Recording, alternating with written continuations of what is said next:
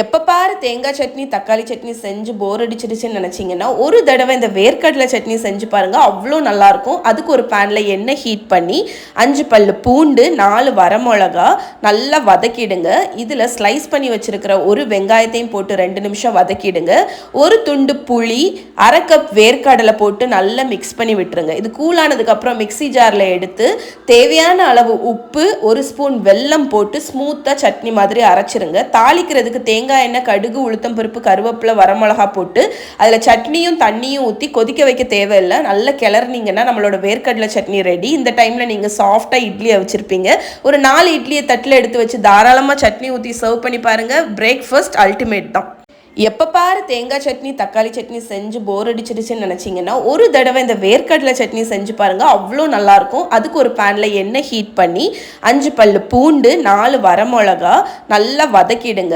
இதில் ஸ்லைஸ் பண்ணி வச்சுருக்கிற ஒரு வெங்காயத்தையும் போட்டு 2 நிமிஷம் வதக்கிடுங்க. ஒரு துண்டு புளி, 1/2 கப் வேர்க்கடலை போட்டு நல்லா மிக்ஸ் பண்ணி விட்டுருங்க. இது கூலானதுக்கப்புறம் மிக்சி ஜாரில் எடுத்து தேவையான அளவு உப்பு, 1 ஸ்பூன் வெல்லம் போட்டு ஸ்மூத்தாக சட்னி மாதிரி அரைச்சிருங்க. தாளிக்கிறதுக்கு தேங்காய் எண்ணெய், கடுகு, உளுத்தம் பருப்பு, கருவேப்பிலை, வரமிளகா போட்டு அதில் சட்னியும் தண்ணியும் ஊற்றி கொதிக்க வைக்க தேவையில்லை. நல்லா கிளறினீங்கன்னா நம்மளோட வேர்க்கடலை சட்னி ரெடி. இந்த டைமில் நீங்கள் சாஃப்டாக இட்லியை வச்சுருப்பீங்க. ஒரு 4 இட்லியை தட்டில் எடுத்து வச்சு தாராளமாக சட்னி ஊற்றி சர்வ் பண்ணி பாருங்கள். பிரேக்ஃபாஸ்ட் அல்டிமேட் தான்.